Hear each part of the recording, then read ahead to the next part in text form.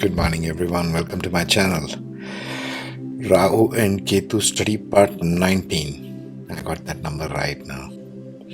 Okay, so personal notes before we get into this. The shift. Earth is shifting. Are you feeling it?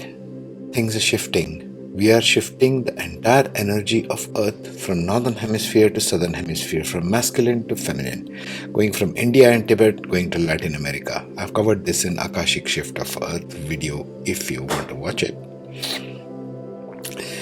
So how does this affect what we do on Earth?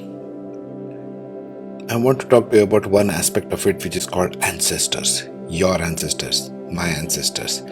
When we say ancestors, we are talking about this body that we occupy, we are born in, our parents, grandparents, great-grandparents, great-great-great-grandparents, and you can keep going up the line. If you trace your ancestry back to 10, 20 generation up the line, your greatest grandfathers, grandmothers, right? Doesn't matter where on earth you are, wherever you are, think of the life they led, okay? They didn't have anything like even electricity, forget about YouTube. They had tough lives. They had to bear the weather, the rain, the brunt of the physical weather changes. They didn't have air conditioning. They didn't have electricity. They didn't have water supply in their houses. They didn't have any of this stuff. So think of the amount of difficulties they lived through. And think of the life lesson they learned as souls. Our ancestors, right? We are the great grandchildren, let's say 20 generations down the line. We are tracing it up. Why I'm speaking to you about this? Because think about this. Just think about this for a minute. All their bodies, the earth material which our bodies are made up of, are dust. Now they are part of the soil. And we grow plants and fruits and everything on the same soil. So we are literally drinking from the energy of our ancestors. Even physically, our plants and fruits and everything are growing on the same soil. Especially if you take ancient countries like India. How many generations have come here and gone? Tens of thousands, God knows how many. And it's part of the soil, it's part of the farming, it's part their energy, their bodies, their whatever they left behind as their physical bodies, which is dust now, part of the earth, right?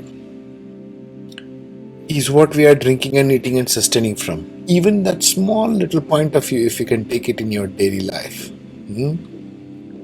How much power you will have of your ancestors, how much appreciation and gratitude you will have for the tough things that they went through. And this ties in very well with the next Rahu Ketu Nakshatra that we are doing in Magha Nakshatra, the 10th Nakshatra starting from Aries. Let's review what Magha Nakshatra is first.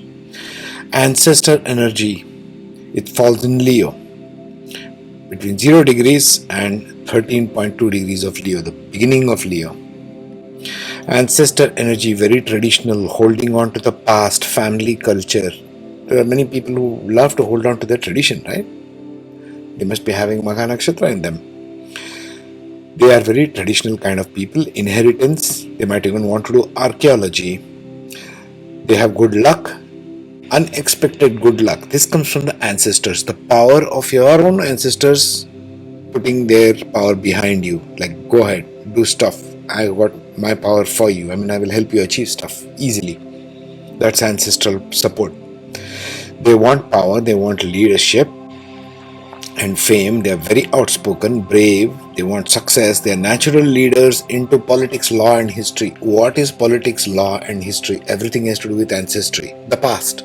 What's behind my back is ancestry. That's politics, that's law, that's history. They are family-oriented people, very protective. They have good planners. They are quiet type nature. They don't like to make small talk. Now, if you take the unconventional guy Rahu and stick it in Magha, what happens?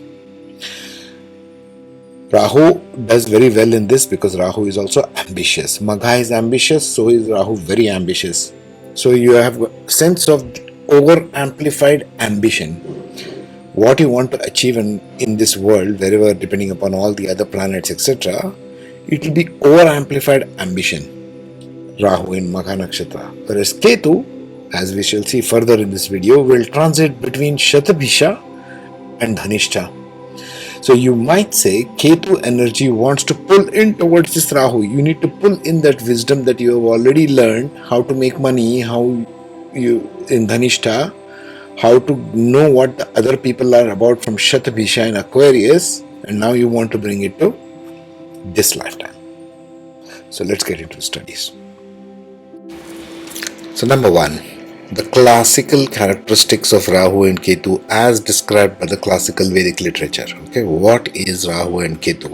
These are the north and the south nodes of the moon found by the virtual points, which are the intersection points between orbit of the moon around the earth and orbit of the earth around the sun. So basically, if you take two ellipses, it will form two intersection points. Yeah, so these two intersection points are called the north node and the south node. They are virtual nodes, although they behave like planets, and we shall see why in a minute. So who is Rahu? The symbols are there, like a horseshoe and the reverse horseshoe, right? This is typically how it is portrayed in Western astrology, so I'm using the same symbol here. Rahu is mythologically depicted as the severed head of a demon, symbolizing constant, endless, insatiable hunger and appetite, be it sensual or physical, yet it is unable to hold on to or grasp it. Rahu is the one who constantly wants something. Think of it as a live head only, not the body. Okay? So it can't hold on to anything or be satisfied even if it gets that thing, since it has no arms or body or stomach, right? Just a head which is alive. This gives Rahu the title of Bhogakaraka, or meaning one who is after sensory materialistic pursuits. So think any earth sign, for example, they want sensory materialistic pursuits. Or think any of the signs, literally, whatever they are after, Rahu wants that, and wants that very badly, and goes after it with everything. This is an energy in us, by the way. It is not a planet, it's a virtual node, but it will behave like a planet, which we shall see why. So it is unable to satisfy that hunger or hold on to anything, even though it gets something. It wants to move on to the next, and then to the next, and then to the next. This is why Rahu is also called as the guy who wants foreign things, not of the native land or not of what the person is natively born in. Why? Because of that insatiable hunger. There's always insatiable hunger to go after one thing after the another without being able to hold on to it. That's Rahu. Ketu, on the other hand, is mythologically depicted as the severed body, the remaining half of the demon, symbolizing constant, endless, insatiable search for identity. It is looking for the head, but it doesn't have a head. So it is looking for that identity. Everybody's identity, ego, is centered in the head, what you look like, right? It is also seeking for true purpose, sense of self. As a result of this, it tries to hold and grab onto everything that it can find its hands on, because it has got hands. Ketu has got hands. It's trying to hold on to everything, but it releases immediately because it knows that's not the head. It's like trying to grasp onto everything, thinking, oh, I want this, or I am this, I am that, I am this. Not getting any identity because it's not finding the head there. Since it has arms and walks everywhere, it goes around through life, walking from place to place, people, situations, circumstances, but not knowing who or what it is. It doesn't have a head. This is why Ketu is referred to as Mokshakaraka, or the seeker's path, the one energy in us which seeks something. That's why Ketu is called the Mokshakaraka. Now this is the classical interpretation. Okay. Now we shall see how this plays out in the modern interpretation. Very important to connect the bridges. Now here you have the Rahu Ketu general characteristics as modern interpretation. This I have borrowed from the book Light on Life by Robert Soboda. Excellent book. I have put it in the community tab if you want to go through it or purchase it and read it. I seriously suggest that. Okay, the north node of the moon, Rahu. What does it become because of the characteristics which classically is told in the texts? What does Rahu lead to in the modern context? Rahu is responsible for originality, individuality, independence, insight, ingenuity, inspiration, and imagination on the positive side. Because Rahu and Ketu both love to explore foreign stuff, things out of the box, things not taught by tradition, Rahu and Ketu will be anything but traditional. Okay? think of it as something foreign to the culture, to the way you are taught things. Looking for original stuff. If there is one singular force that is responsible for creating everything that we keep modernizing, so to speak, thinking out of the box, it is this. That's why it's important to pay attention to this. Okay, back to this. So Rahu on the downside leads to confusion, escapism, neurosis, psychosis, deception, addiction, vagueness, illusion, and delusion. This is the downside. Now, how this plays out and why, we'll have to see individually in the charts. We will see that. Okay. Ketu, the guy with only the body, no head there, gives us the feeling of universality, impressionability, idealism, intuition, compassion, spirituality, self-sacrifice, subtleness on the positive side. On the downside, it can lead to eccentricity, fanaticism, explosiveness, violence, unconventionality, amorality, iconoclasm, impulsiveness, and emotional tensions. This is on the downside. This is what it plays out, and Rahu Ketu is typically an axis, like it is shown over there, right? Rahu Ketu. Let me remove myself for the time being from that axis. Okay, there you are. So you see it as an axis, okay, 180 degrees apart, and it can play out in any one of the opposite houses. It can play out in 1, 7, 2, 8, 3, 9, 4, 10, etc., etc. We will see that later. But this axis becomes a definition point of where in your life, in your different houses, are you looking for these two aspects, and they are always opposite to each other, as you can see. Okay, to stand opposite to each other. So if it plays out in second house, it detaches itself from the 8th house. If Rahu is in the second house, Ketu will be in the 8th house. You see what I mean? And so you will bring the 8th house aspect with these aspects shown here, second house with that aspect shown over there. Of course, it plays out with something called as dispositors. We shall see that next. Now, if you go to a traditional Vedic astrology, they will go on and on endlessly about dispositors. What the hell is a dispositor? It's an invented term by the Vedic astrologers. It has no meaning of its own. It shows the disposition. And what's the story on this? Rahu and Ketu both are enemies of the sun and the moon. This is the basic principle. So it has the solar aspect and the lunar aspect. The solar aspect is called the dispositor, and the lunar aspect is the nakshatra, which gives the entire characteristics and the ball game of Rahu and Ketu. Okay? The solar or the dispositor means, since Rahu and Ketu are enemies with the sun and do not have a full identity of their own, remember it's a virtual node, it is not a planet.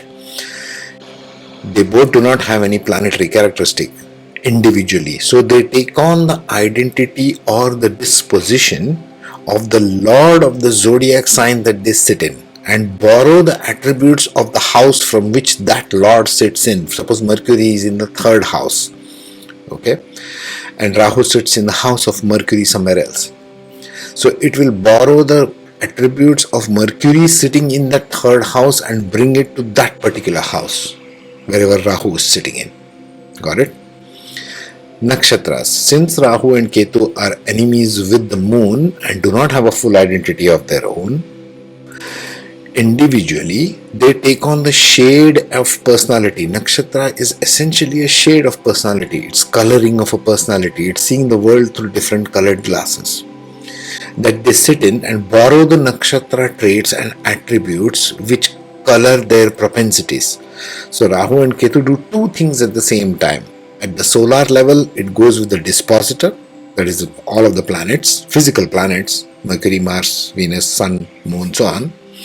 So they take on the attributes of whichever house they are sitting. If it sits in, Rahu sits in Cancer, you have to look for where Moon is sitting, which house, and what it is doing there, and even the Moon Nakshatra. If it is sitting in Leo, Rahu in Leo, that means you have to look for where Sun is sitting and which Nakshatra and which house. So it will bring those attributes. That's the way you have to analyze this. Okay. Let's see some aspects of which house they play in and why. Now there are some vital aspects that you need to keep in mind when evaluating Rahu and Ketu, because this is important, especially for people who are sort of looking for self-development, to understand where they are coming from, If you're not interested in changing yourself, this entire channel is useless for you. But if you're the one who is interested in knowing what is happening in my life, where do I need to go, what are my talents, and you question these kinds of things, excuse the noise somebody is drilling above, so then you need to understand these aspects. Now that's the typical chart, Indian chart, and house numbers are depicted as 1, 2, 3, 4 up till 12. Dharma, Artha, Kama, Moksha is there, and I have stuck Rahu Ketu as possible axis on the 1, 7, that is Aries and Libra, that is the top and the bottom. So either it can go to house number 1 or 7. Rahu Ketu can be reversed, it's okay, it doesn't matter. Or in 4 and 10. Now 1, 4, 7 and 10 in Vedic astrology are given very vital importance because they are the foundational aspects that define who you are, that define how you operate in life, throughout life. So these become crucial. Why? The 1-7 axis affects, if Rahu and Ketu fall on there, has a direct effect on your self and other concept. 1 and 7 is self and other. How you relate to yourself and how you look at the world around you as others, including the spouse, because 7th house is the house of the spouse, but also others. So how you develop through life and how you develop a relationship with others. So it defines who you are in a very broad sense. 1-7 axis of Rahu Ketu. The 4-10 on the other hand, 4th house being the house of the mother, 10th being father, 4th being home, 10th being career. You see, this has all kinds of implications which define who you are. The 4-10 axis has effects on the heart versus mind. Mind is the one who goes out there in the world and being used in the career, right? You dissipate your energy as the mind in the external world. Heart is your home center where you feel comfortable. Home is where the heart is, that kind of a thing. So heart and home is affected by this Rahu Ketu axis. Again, Rahu and Ketu might be reversed. Rahu might be in the 4th, Ketu might be in the 10th, or vice versa. Same way with 1 and 7. But these are the vital relating aspects of Rahu and Ketu. Now what about the rest of the houses? Now rest of the houses are called Trikona or Kona in Sanskrit, right? These are the things that come and go in your life.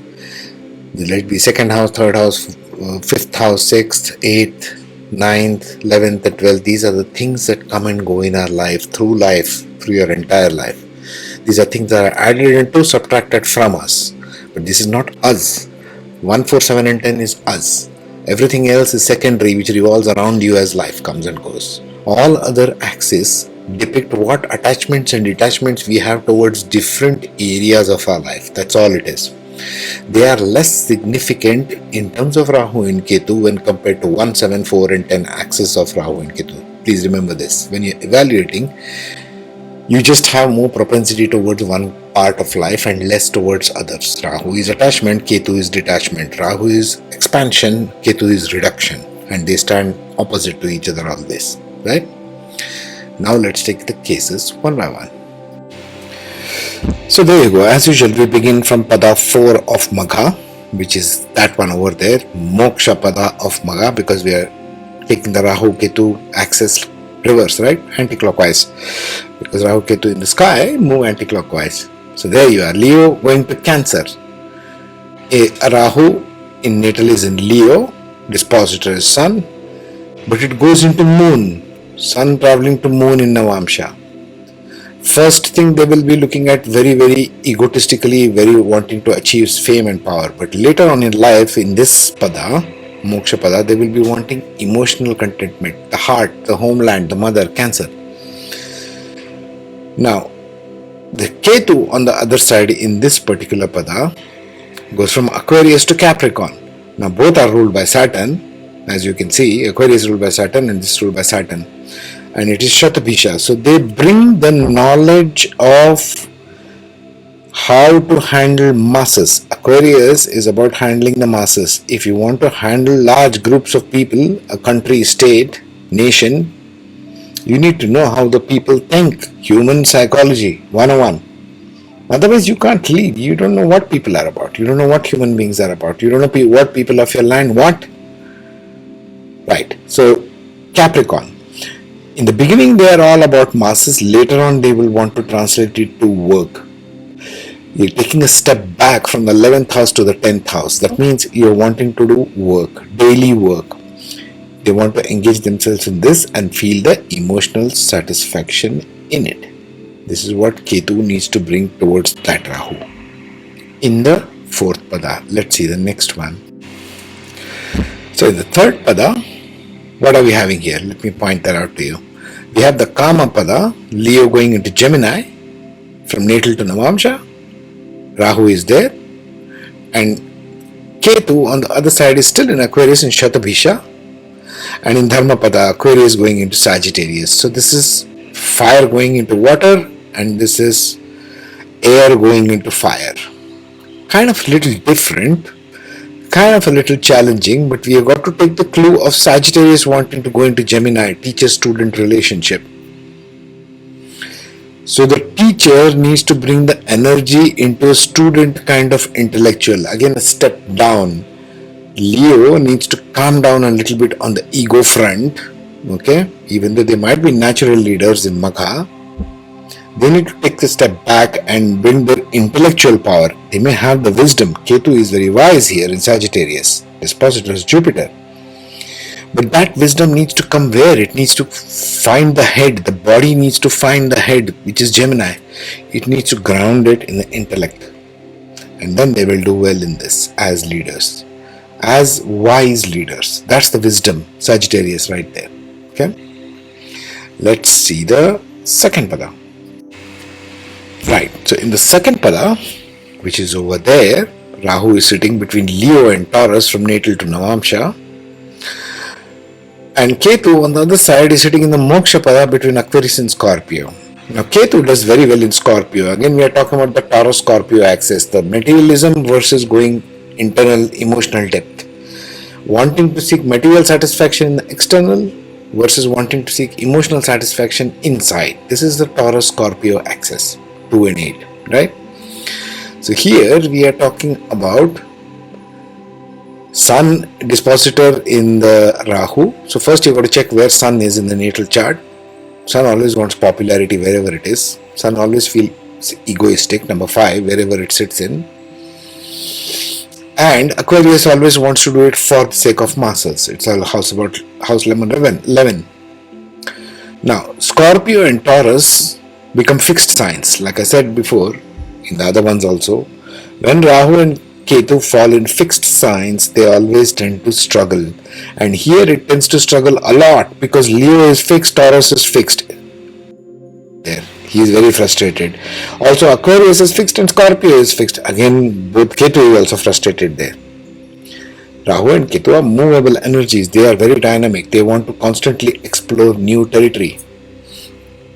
So here it can become for these people a little tight in the skin. They might end up becoming dogmatic, very fixed in nature, very one-track mind. No, I want this, I want like OCD, you know.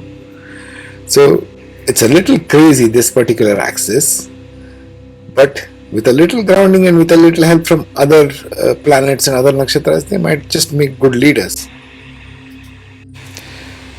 So in the first pada of Magha, which is shown over there, Leo going into Aries, it takes the energy from Ketu in Kama Pada going from Aquarius to Libra. So we are talking in the Navamsha of the transit from Leo to Aries, fire to fire, and Aquarius to Libra, air to air. So this does well because they are not really flipping or having a complete change of the element in the personality. When there is a change of element, it's kind of a little tough because they don't make a smooth transition, they flip on the other side. It happens all the time. Don't make a big deal out of this. It's just that I'm pointing these things out to you. So Aquarius going into Libra. Aquarius is all about masses and Libra is all about a limited bunch of people. It's just the other. Libra is about self and other, Aries Libra axis, right? So these people have a lot of fire and have a lot of air. So they're full of ideas, and Rahu and Ketu does very well when it comes to ideas because they are liberalistic thinking. Ketu is very liberalist. Rahu is an explorer, amplifier. So in this kind of axis, these people might become very forward thinkers in terms of leadership. Think Rahu in Magha. which I spoke of earlier, right? Rahu in Magha is want to lead. This is a kind of leadership of ideas, forward thinking, progressive thinking, critical thinking. All these things these people become masters of. And being in Dhanishta Nakshatra, Ketu, Dhanishta brings in this energy of knowing what is wealth, what is fame, what is all these things. You can look at the Dhanishta themes from the past life. So they know how to make money also in this. So these people might become leaders of corporate circles, see? All of that kind of a thing. Okay, the bell rang, I gotta go. Next one, we shall take care of Ashlesha. And by the way, the first and second pada of Magha is in Gandanta. So it's a transition point. So Rahu and Ketu are transitioning out of their karma. Think of that. Next, we shall do Ashlesha. Take care.